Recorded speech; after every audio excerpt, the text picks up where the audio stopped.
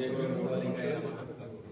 ಪರಮ ಪೂಜ್ಯರ ಪಾದಗಳಿಗೆ ಇದೇ ಶನಿವಾರ 27ನೇ ತಾರೀಕು ಬೀದರ್ನಲ್ಲಿ ರಂಗಮಂದಿರದಲ್ಲಿ ಏನು ಕಾರ್ಯಕ್ರಮ ಇದೆ, ಸಮಾರಂಭ.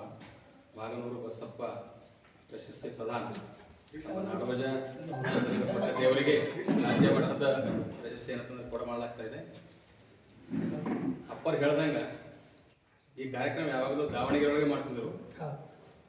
ಈ ಸಲ ಏನಾಗಿದೆ ಅಂತಂದರೆ, ದಾವಣಗೆರೆ ಕನ್ನಡ ಸಾಹಿತ್ಯ ಪರಿಷತ್ತು ಮತ್ತು ಬೀದರ್ ಜಿಲ್ಲಾ ಕನ್ನಡ ಸಾಹಿತ್ಯ ಪರಿಷತ್ತು ಇಬ್ಬರು ಸಂಯುಕ್ತ ಆಶ್ರಯ ಏನಪ್ಪ ಅಂದರೆ ಬೀದರ್ ರಂಗಮಂದಿರದಲ್ಲಿ ಹಾಕಿದೆ.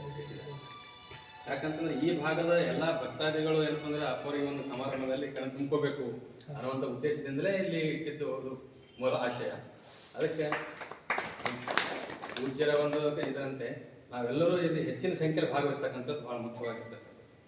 ಈಗಾಗಲೇ ವಾಟ್ಸಪ್ಗಳಲ್ಲಿ ಅಲ್ಲೆಲ್ಲ ಏನಪ್ಪ ನಾವು ಪತ್ರಿಕೆಗಳೆಲ್ಲ ಇದು ಮಾಡಿದ್ದೀವಿ. ಮೊನ್ನೆ ತಾನೇ ಎಲ್ಲ ಪದಾಧಿಕಾರಿಗಳು ಕೂಡ ನಾನಪ್ಪ ಅಂದ್ರೆ ಆಮಂತ್ರಣ ಹಾಕಿದ್ದೀನಿ.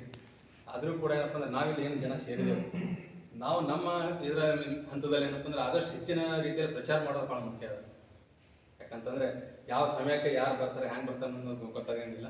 ಈಗ ಅಪ್ಪರು ಹೇಳ್ದಂಗೆ ಏನಪ್ಪ ಮುಂಜಾನೆ 9 ಗಂಟೆಯಿಂದ ಏನಪ್ಪ ಅಂತಂದ್ರೆ ಇಲ್ಲಿ ಬಿಟ್ಟರೆ 10 ಗಂಟೆ ತನಕ ಅಲ್ಲಿ ಹೋಗ್ತೀವಿ.